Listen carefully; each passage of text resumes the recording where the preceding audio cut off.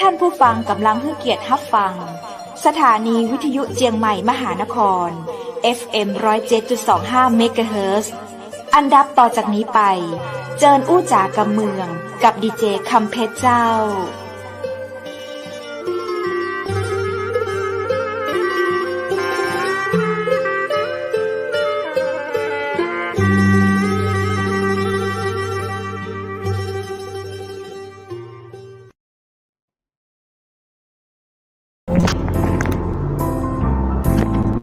สวัสดีเจ้าสวัสดีคุณผู้ชมที่ฮักและก็ตึงหาจัดนักนะเจ้ายินดีต้อนรับเข้าสู่รายการอู้จ๋ากำเมืองตังเชียงใหม่มหานครแพร่ภาพออกอากาศจากอาคารวังสิงคำอำเภอเมืองจังหวัดเชียงใหม่เจ้าคุณผู้ชมและคุณผู้ฟังเจ้าปิกาปากับข้าเจ้าดีเจคำเพชรเจนเกยนะเจ้าต่างสถานีวิทยุเชียงใหม่มหานครเจ้าคุณผู้ชมและคุณผู้ฟังสามารถติดตามรับฟังรายการดีๆจะอี้ได้กู้วันจันทร์วันอังคารวันพุธและวันพฤหัสบดีนะเจ้าอู้จ๋ากำเมืองในค่ำนี้นั้นข้าเจ้าดีเจคำเพชรเจ้าเอาเรื่องราวดีๆมาเล่าสู่กันฟังเจ้ากินข้าวแรงกันแล้วเฮามานั่งคอตาไว้มานั่งพับเพียบเรียบร้อยสำหรับแม่หญิงเหนือเฮานะเจ้าเนาะเวลา20 ทุ่มถึง3 ทุ่มจะอีนะเจ้าเนาะฟังเรื่องราวดีๆมีเรื่องราวของประสบการณ์ของเพื่อนร่วมโลกของเฮานะเจ้าหลากหลายอาชีพเนาะมีมาเล่าสู่กันฟังเจ้าสามารถติดตามรับฟังผ่านทางเพจเชียงใหม่มหานครFacebook เชียงใหม่มหานครนะเจ้าหรือว่าอยากย้อนดูทาง YouTube เจ้า YouTube นี้สามารถย้อนดูภายหลังได้นะเจ้าดูได้ตลอด24 ชั่วโมงเนาะแต่ไผชอบพออย่างติ้มมันสดๆแล้วก็20 นาฬิกานะเจ้า2 ทุ่มถึง3 ทุ่มเนาะเฮามาอู้มาจาแต่กันที่นี่เจ้าคุณผู้ชมและคุณผู้ฟังท่านใดที่สนใจนะเจ้าอยากจะร่วมรายการมาอู้มาจาแต่กันที่นี่เนาะโทรได้นะเจ้าแจ้งกับทีมงานเชียงใหม่มหานครเจ้าเฮาบอกเบอร์โทรให้คุณผู้ฟังและคุณผู้ชมเจ้า065-423-6107 นะเจ้า065-423-6107 เจ้าติดต่อได้นะเจ้ากับทีมงานเชียงใหม่มหานครยินดีเจ้าที่จะปากันมาอู้มาจากันที่นี่นะเจ้าจะให้เฮาไปพอชีวิตแต้ๆไปอู้แต่กันแต้ๆถึงสถานที่ยาการถึงบ้านถึงจองก็ได้นะเจ้าหรือว่าเฮาจะมาผ่านทางแอปพลิเคชันของสถานีวิทยุเชียงใหม่มหานครเฮาก็ยินดีนะเจ้าแน่นอนเจ้าวันนี้เฮาปากันวันศุกร์ที่8 เดือนกรกฎาคม 2565 วันนี้นะเจ้าคุณผู้ชมและคุณผู้ฟังจะได้ตื่นเต้นตื่นตาตื่นใจนะเจ้าเราจะไปพอกอยอาชีพดีเจนะเจ้าว่าหลังไมค์กับหน้าไมค์นั้นเป็นจะใดวันนี้เจ้าจะพาไปพอตึงหน้าไมค์แล้วก็หลังไมค์ของอาชีพดีเจคนหนึ่งตังขึ้นเสียงสารวินจังหวัดแม่ฮ่องสอนปุ้นนะเจ้าเป็นจะใดนั้นกระเดียวเฮาไปไต่กันเนาะคุณผู้ชมและคุณผู้ฟังติดตามมากับข้าเจ้าเลยเจ้า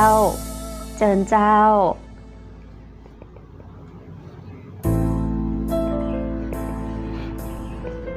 คุณผู้ชมเจ้าปะก็เดี๋ยวเราจะไปพอห้องจัดรายการของอันดีเจตังขึ้นเสียงสารวินกันนะเจ้าเชิญคุณผู้ชมและคุณผู้ฟังเตยข้าเจ้าไปเลยเจ้าติดแต่ข้าเจ้านะนั่งรถมาจัดไก่เหมือนกันนะเจ้าคุณผู้ฟังคุณผู้ชมเจ้าก็เดี๋ยวอันกว่าจะไปถึงขึ้นเสียงสารวินหนตางเบิ้ลดีละเจ้าถ้าจากเชียงใหม่เนาะเอากระจำมาโดยรถยนต์ทางถนน108เจ้ามาถึงอำเภอแม่เสลียงแล้วนะเจ้าข้าเจ้ากระจอดรถถามว่าฮู้จักอันขึ้นเสียงสารวินก็เปิ้นก็ตอบกันฮู้จักครับฮู้จักเจ้าเนาะมาตั้งได้ถามว่าคุณผู้ชมเจ้าตอนนี้ข้าเจ้าก็มาถึงที่ขึ้นเสียงสารวินอำเภอแม่เสลียงแล้วนะเจ้าก็เดี๋ยวตอนนี้เขาก็กำลังรออยู่ว่าดีเจน้ำยวมนะเจ้าเปิ้นจัดรายการกำลังกำลังฉาอยู่เนาะเขาจะเข้าไปตอนนี้ก็เก่งใจเปิ้นรอสักกำนะเจ้าตื่นเต้นนะเจ้าเนาะจะได้หันหน้าหันตาได้ยินกระเสียงเปิ้นมาเมื่อแล้วนะเจ้าหลายคนเนาะเวลาเขามาที่แม่เสลียงเนาะเขาก็จะถามผู้จักดีเจอย่างพ่องก็จะบอกว่า เอ้ยดูจักดีเจดอยดีเจไก่เพชรไทยดีเจน้ำยวมอยากเห็นหน้าตาขนาดเลยเจ้าวันนี้ข้าเจ้าก็เลยปาขึ้นมาได้พอก่อยนะเจ้าหน้าตาเป็นของดีเจน้ำยวมกันนะเจ้าเดี๋ยวเราก็จะเข้าไปสอบถามรายละเอียดสักน้อยหนึ่งนะเจ้าเนาะอย่างที่คุณผู้ชมคุณผู้ฟังฝากคำถามมาเนาะถึงดีเจของเปิ้ลนะเจ้าอากาศแม่เสลียงวันนี้ดีเจ้าคุณผู้ฟังดีขนาดสบายนะเจ้าเดี๋ยวเราไปหูจักดีเจน้ำยวมกันเลยดีกว่านะเจ้าเนาะในช่วงอากาศบรรยากาศสบายตอนนี้นะเจ้าคุณผู้ฟังเจ้าหันแล้วถึงแล้วสถานีวิทยุขึ้นเสียงสารวิน FM 89 เมกะเฮิรตซ์อากาศบรรยากาศเปิ้ลก็ดีขนาดเลยเจ้าคุณผู้ฟังฝากเขาเข้าไปพอตังนายเปิ้ลเนาะสวัสดีเจ้าคุณผู้ชมเจ้านี่เราจะไปสถานีวิทยุขึ้นเสียงสารวินเจ้าเป็นมีดีเจเฮือเฮาเจ้าหลายคนแล้วเนี่ยเนาะเดี๋ยววันหน้าเขาจะมาสัมภาษณ์ดีเจพอดีเจเฮือครบเลยบอเจ้าเดี๋ยวเขาสอหาชื่อดีเจน้ำยวมหรือว่าดีเจสุปิยากันสำหรับวันนี้เนาะเจ้าเนาะเนาะจะคนนี้ละเจ้าคุณผู้ฟังเดี๋ยวเขาดูหน้าตาเปิ่นตีหูไปก่อนตอนนี้เขารอเปิ่นออนแอร์อยู่ตรงในห้องส่งนะเจ้าสวัสดีเจ้าคุณลูกค้าวันนี้มาซื้อสินค้าอย่างเจ้าวันนี้มาซื้อซิมครับซึ่งวันนี้ฟังวิทยุว่าเจ้าวางอยู่ในรถเลยครับฟังขึ้นเสียงอย่างเจ้าขึ้นเสียงสารวินครับชอบฟังดีเจอย่างที่เจ้าน้ำยวมครับนี่อย่างถึงชอบฟังดีเจน้ำยวมเจ้าขี้ลมดีหน่อยครับอันเหมือนกันเนาะแล้ว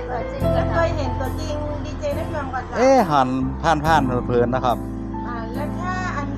หันแล้วมางามกับจิตตกตะลึงกันแล้วกันนะเจ้าเนาะอยากฝากอะไรอย่างถึงดีเจน้ำยวมห้องเจ้าครับขอให้มันสวยวันสวยคืนครับเจ้าขอบคุณเจ้าน้ำเจ้าสวัสดีเจ้า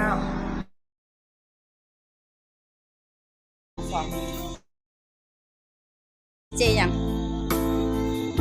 น้ำยวมรู้จักก่อนแต่สันนิษฐานฟังนะเจ้าแต่เราได้ฟังบ่อยแต่อารมณ์ฟังพ่อดีเจน้ำยวมรู้จักก่อนเจ้าเคยฟังปะก่อนม่วนก่อนเปิ้ลเนี่ยได้ถึงว่าม่วนเคยเห็นตัวจริงปะก่อนเจ้าไม่เคยเห็นไม่ใช่เจ้าถามดูว่าเคยเห็นดีเจน้ำยวมกันไม่เคยเห็นแล้วนะเคยเห็นก็เจ้าไม่เห็นอะไรคือบ้าเป็นงามก็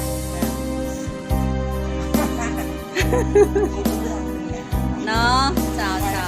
ขอบคุณค่ะสวัสดีค่ะคุณผู้ชมเจ้าเปิ้ลกำลังออนแอร์อยู่เนาะเปิดไฟอันนี้เป็นสัญลักษณ์ว่าเปิ้ลก็กำลังออกอากาศอยู่นะเจ้าเนาะตอนนี้ดีเจก็ถ้าจะอู้อยู่ตรงไหนฮะนะเจ้าเดี๋ยวรอให้เปิ้ลปิดไฟออนแอร์ก่อนนะเจ้าเนาะถ้าปิดไฟออนแอร์แล้วก็หมายถึงว่าการยุดออกอากาศในการใช้เสียงเปิ้ลจะเปิดเพลงนะเจ้าคุณฟังแล้วก็เดี๋ยวเปิ้ลปิดไฟออนแอร์แล้วก็เดี๋ยวเขาค่อยไปเดี๋ยวรออยู่ตั้งนอกในสก้ามนะเจ้าคุณผู้ฟังอยู่กับข้าเจ้าดีเจคำเพชรนะเจ้าเดี๋ยวรออันดีเจน้ำยวมสก้ามกันเจ้า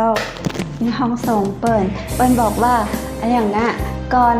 ห้ามเข้าก่อนได้รับอนุญาตนะเจ้าเขาก็รอกันก่อนเนาะคุณผู้ชมเจ้าสักกำหนึ่งไฟออนแอร์ดับละก็เข้าไปตั้งในได้เลยปิดเลยสวัสดีเจ้าแนะนำสาวเก่าได้แล้วเจ้าสวัสดีเจ้าดีเจน้ำยวมลูกหลานคนบ้านเฮานะเจ้าชื่อแต้ของเจ้านะเจ้าชื่อก็งามนามกับพ่อนะเจ้าชื่อสุปิยาท่าวีสุขนะเจ้าก็เกิดเจ้าเป็นลูกหลานคนอำเภอแม่เสลียงนี่นะเจ้าก็มาทำงานที่ขึ้นเสียงสารวินนี่ได้ประมาณ 4-5 ปีนะเจ้าเนาะเจ้าเมื่อก่อนสมัยเมื่อก่อนที่เจ้าจะเข้ามาทำงานที่นี่นะเจ้าใ ข้าเจ้าก็เป็นแฟนเพลงแฟนคลับเจ้าก็ขอเพลงมาถึงนี่ตลอดเลยนะเจ้าบอกกึดสักหน่อยเจ้าว่าวันหนึ่งเจ้าจะได้มาเป็นนักจัดรายการหรือว่าดีเจลูกหลานคนบ้านเฮานะเจ้าถึงวันนี้ก็มีความสุขนักๆนะเจ้าเนาะแฟนคลับแฟนเพลงกับมาขอเพลงเฮานะเจ้าเนาะเฮาก็มอบความสุขมอบสาระดีๆข่าวประชาสัมพันธ์ในตามชุมชนนะเจ้าเนาะเจ้าก็มีความสุขนักๆเลยนะเจ้าที่มอบสิ่งดีๆให้พ่อแม่พี่น้องเจ้าเมื่อใดถึงเข้ามาจัดรายการที่นี่ได้อะเจ้าโอ้ชีวิตเจ้าก็จับพัดจับผูไปหลายที่หลายทางนะเจ้าเนาะพอดีก็มาสมัครทำงานที่นี่นะเจ้าเนาะพอดีกับพี่ดีเจคำเพชรก็ให้โอกาสข้าเจ้าอ่านข่าวนะเจ้าเนาะก็ส่งข้าเจ้าไปอบรมประชุมเชียงใหม่กรุงเทพข้าเจ้าก็ไปนะเจ้าเนาะเปิ้นก็พาไปศึกษาดูงานข้าเจ้าก็ไปเป็นว่าไปม่วนไปหาความรู้นะเจ้าเนาะเพื่อจะได้เอามาปรับปรุงตัวเก่าเจ้าจะได้เป็นนักจัดรายการที่ให้คนชื่นชอบนะเจ้าเปิ้งใจกับเจ้าเปิ้งใจขนาดเลยเจ้าทำในสิ่งที่ฮักในสิ่งที่ทำเจ้าถึงวันนี้เวลาข้าเจ้าเข้ามาจัดรายการข้าเจ้ามีความสุขเจ้าปูเตยไข้หัวเตยนะเจ้ามีคนขอเพลงนักกับเจ้ามีแฟนเพลงขอเพลงนักนะเจ้าแล้วก็เปิ้ลก็มาขอตึงหน้าสถานีพ่องวันนี้นะเจ้าเอาง่ายๆก็คืออย่างวันเนี้ยก็มีแฟนคลับหรือว่า FC นะเจ้าเนาะฝากข้าวต้มขนมมะนาวพ่องนะเจ้าข้าเจ้าก็เอาเป็นสมุนไพรบ้านเฮาเอาไว้ดูแลรักษาสุขภาพเจ้าเนาะของกินของว่าก็กินกับตัวน้องๆตึงตีทำงานตัวกันตัวเจ้าเดียวนะเจ้าถามว่าจะอะไรก็เจ้าอ๋อกาแฟโกแม่กับเจ้าไอ้โทรมาจากที่ไหนนะเจ้าศพเหมยกาแฟโกแม่ไข่ทั้งปีกไข่ทั้งส่งนะเจ้า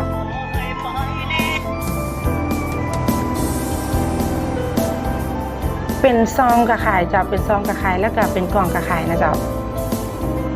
กล่อง550นะเจ้ามี10ซองเจ้าถ้าซอง1 88 2 250 3 ซอง200เจ้าฟังเพลงอย่างดีเจ้าปองงอมนี่นะเจ้าจากซบเมยเนาะเจ้าอ๋อได้เจ้าได้เจ้าขอบคุณเจ้านาคเจ้าสวัสดีเจ้า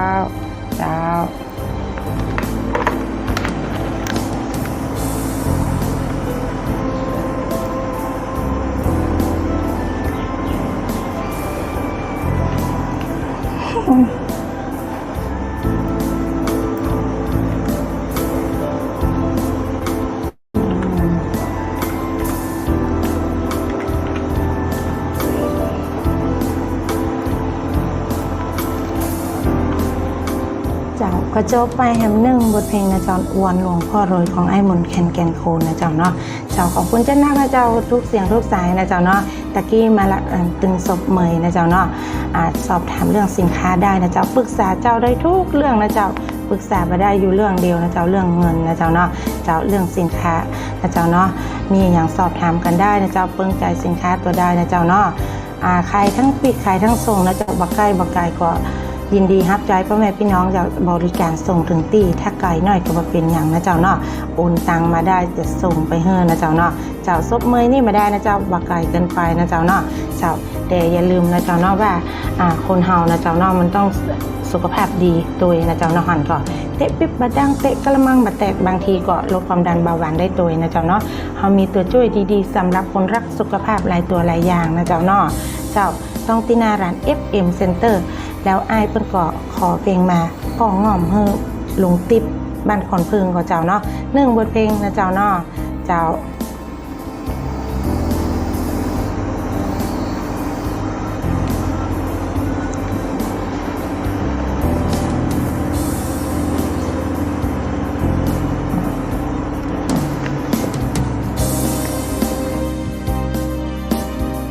เป็นไงเพิ่นติดต่อเขาทางใดเจ้าส่วนมากเพิ่นก็ ติดต่อใน YouTube พ่องนะเจ้าเนาะเพจของขึ้นเสียงสารวีนพ่องหรืออันเพิ่งกระโทรเข้ามาตึงในสถานีพ่องนะเจ้าเนาะ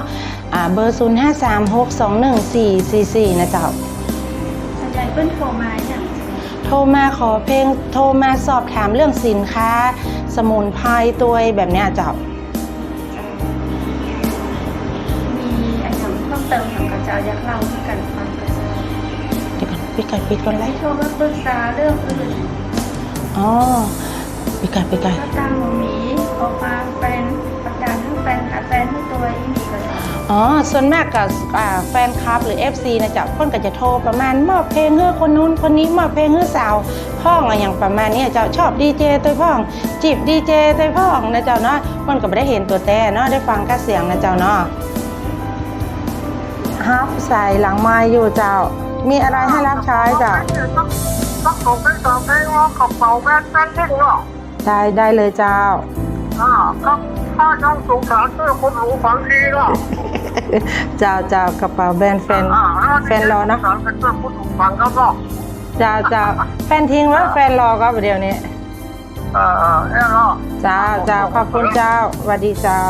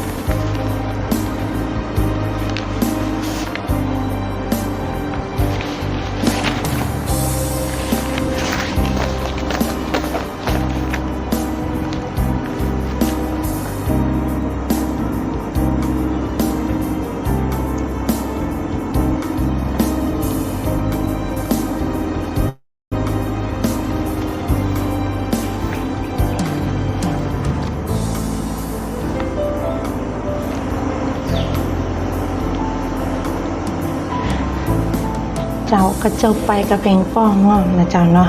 สมัยประเดี๋ยวนี้ก็ธรรมดานะเจ้าเนาะคนเคยอยู่ด้วยกันนะเจ้าเนาะพอมามีสักคนหนึ่งนะเจ้าเนาะหันก็ลุงใจคันดอกคันดวงก็พอมาเอาแล้วนะเจ้าเนาะ ต้องไก่อุ้มสักตัวนะเจ้าเนาะเจ้าแต่คนเฮานะเจ้าอู้ถึงว่าเพิ่นว่าของบะเขียมก็หายากอ้างละนะเจ้าเนาะอันนี้ลุงติ๊บนะเจ้าเนาะปัดดอกนะเจ้าวังก่อนกระโทรบอกดีเจน้ำยมว่าโอ้บัดเดียวนี้เมียลุงติ๊บมันมีแล้วเนาะดีเจน้ำยมก็ว่าเจ้าขอแสดงความเสียใจด้วยนะโอ้แถมผ่านไปสัก2 เดือนอ้าวหลานน่ะขอเพลงเฮ้อไปก็ป้าแต๋วอีกอะบ้ากันไปนะเจ้าเนาะเซลลุงติ๊บเอาม่วนสักหน่อยนะเจ้าเนาะคือคนตะกี้ไอ้บ่าวเพิ่นเป็นคนพึ่งเนาะบ่เลี้ยงกับบ่เลี้ยงเนาะบ่เลี้ยงถ้าสนใจสินค้านะเจ้าสอบถามได้นะเจ้าเข้ามาในเมืองนะเจ้าเนาะเข้ามาในเมืองก็แวะเวียนกันได้นะเจ้าเนาะมาซื้อก็มาเป็นยังนะเจ้า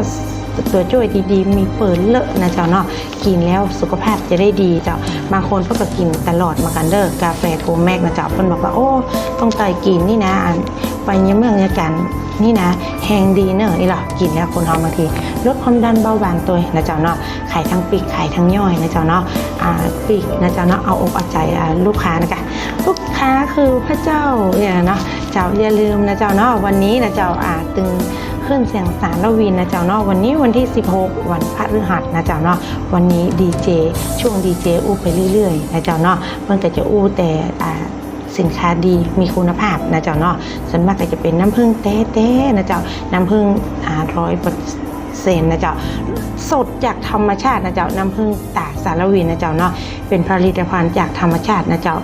เปิ้นบ่ใส่วัตถุเสียปลอดภัยแน่นอนมีสรรพคุณบำรุงร่างกายนะเจ้าสรรพคุณก็เหลือหลายเนอะจะบอกช่วยบรรเทาอาการนอนบ่หลับบรรเทาอาการเครียดบำรุงสมองได้ตัวบำรุงผิวพรรณนะเจ้าเป็นยาอายุวัฒนะนะเจ้ามี6สรรพคุณนะเจ้าแต่สรรพคุณหลักๆอย่างอื่นก็มีนะเจ้าขมิ้นชันนี่ก็ดีนะเจ้าเนาะ เจ้ามาว่าข้าวมิ้นชาเนาะเจลผู้ล้านนะเจ้าแคลเซียมสำหรับคนสุขภาพเพื่อสุขภาพที่ดีนะเจ้าสุขภาพดีมันมีขายนะเจ้าเนาะอยากได้ก็ต้องทำเองนะเจ้าเนาะอย่างแต่เจ้าดีเจน้ำยมก็กินน้ำผึ้งใส่มะนาวเหี่ยนะเจ้าเนาะก่อนรับก่อนนอนผสมน้ำอุ่นเหี่ยสักหน่อยซื้อติดบ้านติดจองอย่าลืมนะเจ้าเข้าไปดูตื่นขึ้นเสียงสารวินวันนี้มีดีเจหลายๆคนหลายๆท่านนะเจ้าเนาะกดไลค์กดแชร์กดกระดิ่งกดรัวๆนะเจ้าเนาะกดแชร์ออกไปเยอะๆก็จะได้น้ำผึ้งตาสารวินไว้ที่บ้านติดจองนะเจ้าเนาะเจ้าถ้าแบบกดไลค์กดแชร์ก่อนซื้อก็ได้นะเจ้าเนาะทั้งปิกทั้งย่อยเหมือนกันนะเจ้า5ขวดปันนะเจ้าขวดเดียวกับ200กว่าบาทนะเจ้าเนาะบักไก่บักไก่นะเจ้าหน้านี้หน้าฟ้าหน้าฝนมาบัตรสะดวกก็เอิ้นได้นะเจ้า0536214444นะเจ้าเนาะป่าเลี้ยงเฮามาละกระเป๋าแบรนด์แฟนทิ้ง1บทเพลงนะเจ้า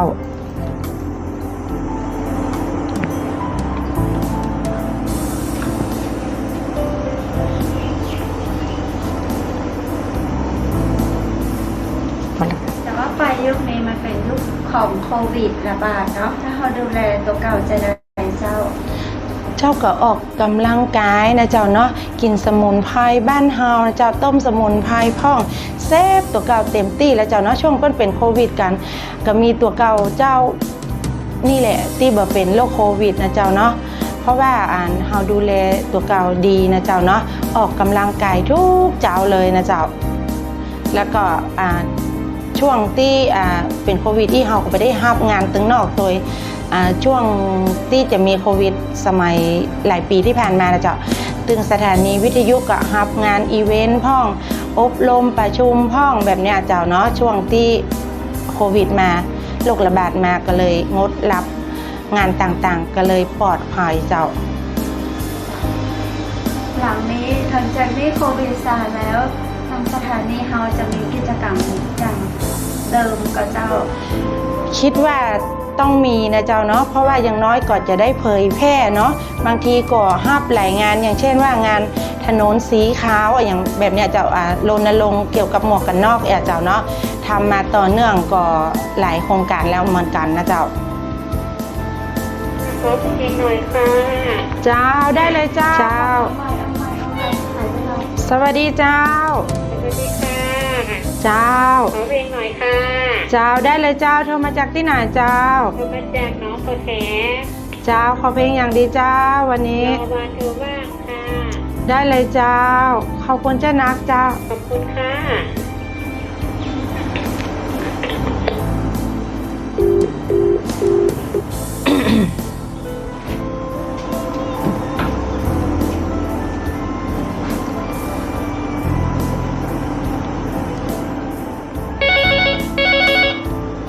สวัสดีเจ้าสวัสดีเจ้าเจ้าเพลงอย่างดีเจ้ารอวันเธอว่างกับเจ้าโทรมาจากที่ไหนเจ้าที่ไหนก็เจ้า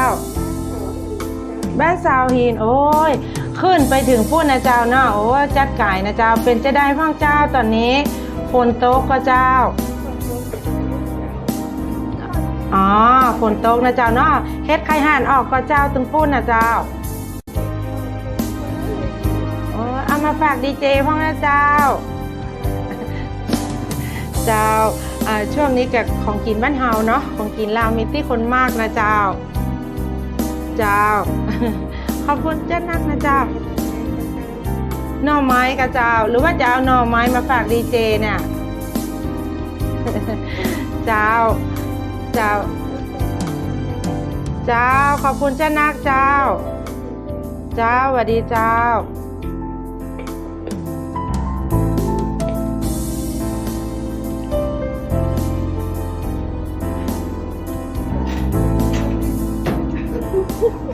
แต่งเสียงรูปบ้าบอเจ้าโควิดกระซาไปแล้วในยุคเศรษฐกิจอาหารกับแป้งข้าวกับแป้งมาตัวน้ำมันแป้งดีเจจะประหยัดได้จะได้เจ้าแล้วก็จะประชาสัมพันธ์เพื่อพ่อแม่พี่น้องเขาประหยัดอยู่ในเศรษฐกิจดีๆแบบนี้ได้จะได้เจ้า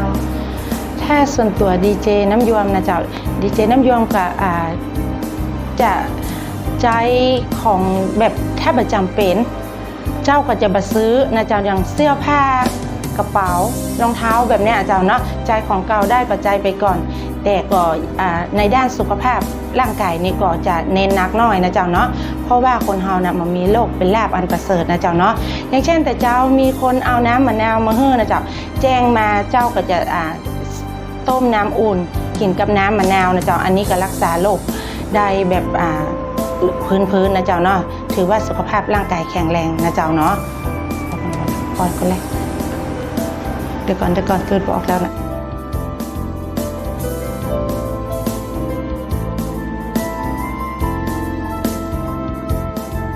เจ้ายุคเศรษฐกิจแบบนี้นะเจ้าเนาะดีเจน้ำยมก็อยากจะให้พ่อแม่พี่น้องบ้านเฮานะเจ้าเนาะอู้ถึงประหยัดได้ก็ประหยัดไปเนาะอู้ถึงว่ายุคเข้ายากหมากแพงน้ำมันก็แพงนะเจ้าเนาะเวลาเฮาจะเดินทางไปถึงใดเนาะ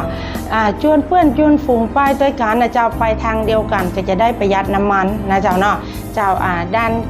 บ้านเฮานี้ก็โชคดีนะเจ้าเนาะช่วงหน้าฝนหน้าอย่างเงี้ยเจ้าเนาะมันเป็นของกินบ้านเฮานะเจ้าแล้วก็มันเป็นอาชีพเสริมของคนอำเภอใกล้เคียงตัวอำเภอแม่แลน้อยอำเภอสมมวยอำเภอแม่เสลียงนะเจ้าเนาะเจ้าอันนี้ก็ของห้วยของป่าแล้วก็ทำให้มีรายได้ขึ้นไปโดยช่วงนี้ก็มีเรื่องกับข้าวกับป่านี่ก็ของกินบ้านเฮาผักไม้ไส้เกลือนักนะเจ้าเนาะไทยช่วยไทยกินของไทยนะเจ้าเนาะเจ้าจะได้ก็อย่าลืมนะเจ้าเป็นกำลังอกกำลังใจให้เจ้าดีเจน้ำยมลูกหลานคนบ้านเฮาทางขึ้นเสียงสารวินตัวนะเจ้าเนาะ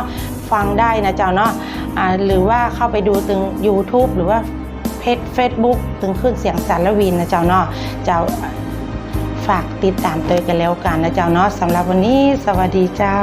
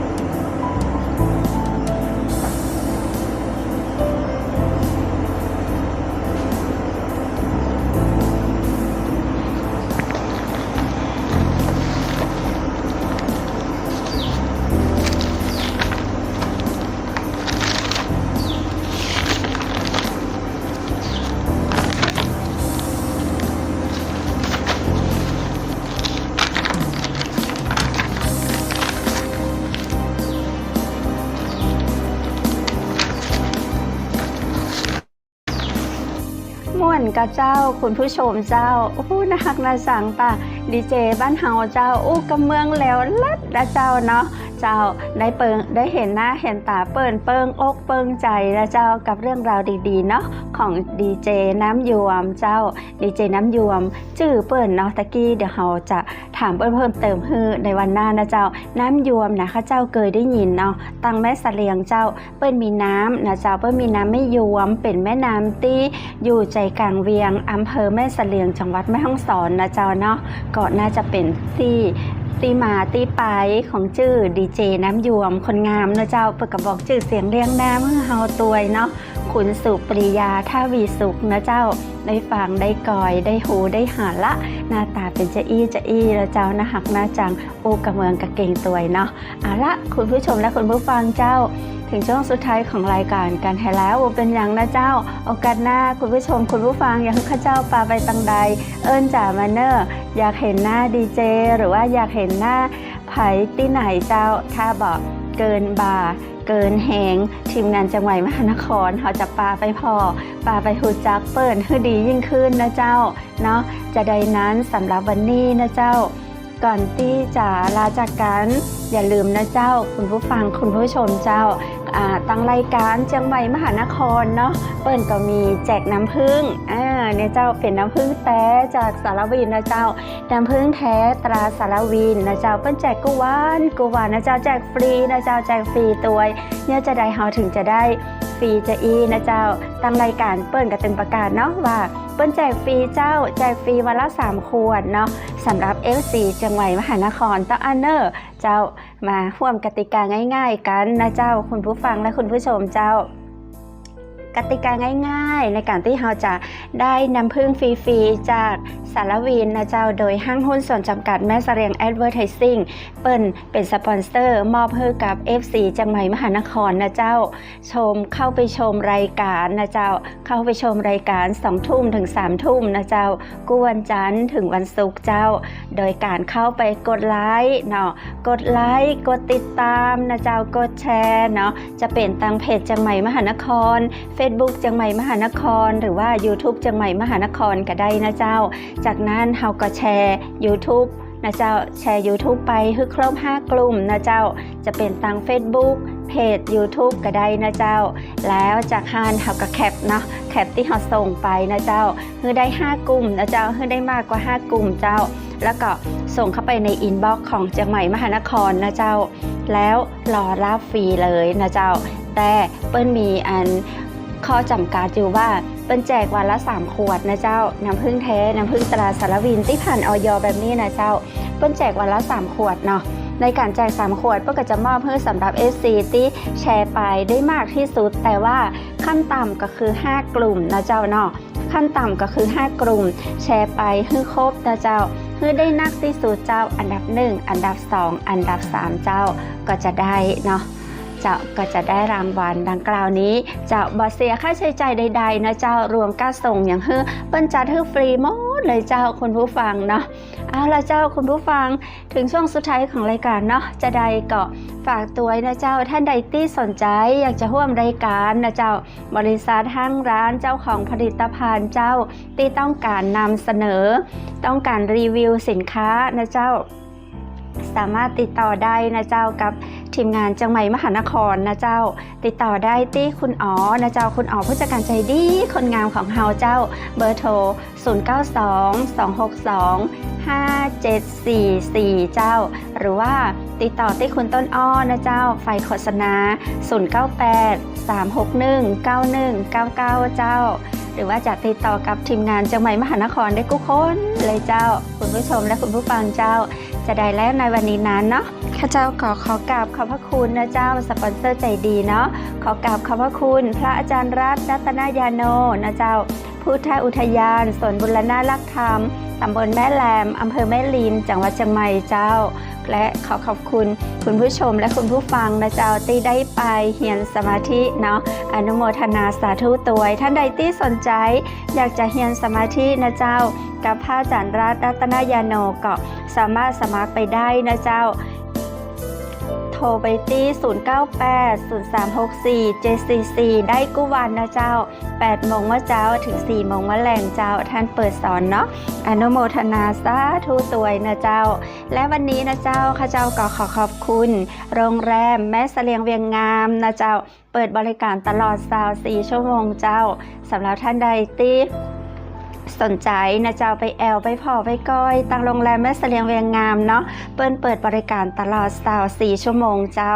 ยินดีต้อนรับนะเจ้าโทรสอบถามรายละเอียดที่โรงแรมแม่เสลียงเวียงงาม0536214444นะเจ้าและวันนี้ข้าเจ้าก็ขอบคุณตัง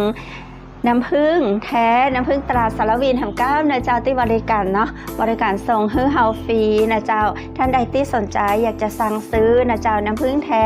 ตราสารวินก็สอบถามรายละเอียดเพิ่มเติมได้นะเจ้าที่ทีมงานจังหวัดมหานครเจ้าและวันนี้ก็ขอบคุณตังดีโลดีท็อกนะเจ้าผลิตภัณฑ์ดีๆนะเจ้าเป็นผลิตภัณฑ์เสริมอาหารที่ดูแลสุขภาพภายในของเฮาเจ้าถ้าภายในเฮาสวยภายนอกเฮาก็จะสดใสนะเจ้าดีโลดีท็อกเป็นผลิตภัณฑ์ดีท็อกเนาะเพราะว่าในเรื่องของอาหารการกินที่เฮากินเข้าไปเจ้าคุณผู้ฟังบางเติมมันก็จะไปหมักหมมสะสมอยู่ในลำไส้เนาะพออาหารดีๆที่กินเข้าไปก็บ่สามารถที่จะซึมซับเข้าไปดูแลสุขภาพเขาได้นะเจ้าเนาะก็จะไปมักหมมไปก้องกันอยู่เอาเนาะอยู่หนะตีลำไส้เฮานะเจ้า กระเพาะกระบอกไหวแล้วเจ้าจะทำให้เกิดโรคภัยไข้เจ็บต่อมาได้เนาะด้วยความฮักและเป็นห่วงเป็นใยต่อผู้บริโภคเจ้าวันนี้ทางทีมงานจังหวัดมหานครเฮาเลยได้ประสานไปตังผู้ผลิตนะเจ้าดีโลดีท็อกเพื่อที่จะได้มาดีท็อกสุขภาพร่างกายของเฮาเนาะฮือครับของไทยของเสียออกนะเจ้าเปิ้นว่าถ้าเฮาครับไทยของเสียออกได้กุวันนะเจ้าก่อน7 โมงเมื่อเจ้านี่จะทำให้สุขภาพเฮาดีห่างจากโรคภัยไข้เจ็บเจ้าจะอันเนาะดูแลสุขภาพของเฮาฝากกันไว้นะเจ้าดีโลดีท็อกเจ้าสอบถามรายละเอียดเพิ่มเติมได้นะเจ้ากับทีมงานจังหวัดมหานครหรือว่าที่เบอร์โทรตั้งรูปนี้ได้นะเจ้าคุณผู้ชมและคุณผู้ฟังสุดท้ายนี้ข้าเจ้าดีเจคำเพชรเจ้าขอบพระคุณชุดผ้าพิธีกรงามๆนะเจ้าจากร้านผ้าพื้นเมืองชุดไทยใหญ่นะเจ้าท่านใดสนใจสอบถามรายละเอียดเพิ่มเติมได้นะเจ้าเนาะเปิดบริการราคาส่งราคาปลีกทั่วไทยเลยเจ้าและวันนี้นะเจ้าข้าเจ้าดีเจคำเพชรก็ขอบคุณไปตั้งดีเจน้ำยวมคุณสุปริยาทวีสุขตั้งขึ้นแสงสารวินแห่ง9นะเจ้าทีมงานจังหวัดมหานครทุกคนก็ขอกราบขอบพระคุณคุณผู้ชมทุกคนทุกท่านเจ้าขอให้โชคดีและมีความสุขนักๆสำหรับค่ำคืนนี้นอนหลับฝันดีราตรีสวัสดิ์เจ้า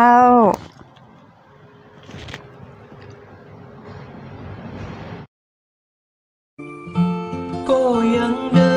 นลำพังเตี่ยวบนทางคนเดียวบ่มีภัยข้องเกี่ยวในหัวใจอยากจะเดินทางไกลเอาก็ไปลำพังบ่มีภัยเคียงข้างบนทางเดินคนที่ยังบ่ฟังหัวใจเสาะหามาเมินคนที่ยังบังเอิญเปี่ยวเดินกันคนละทางคนที่ยังบ่ปัก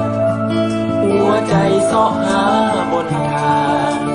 คนที่ยังเลือนลางอยู่ในความฝันเลื่อนลอย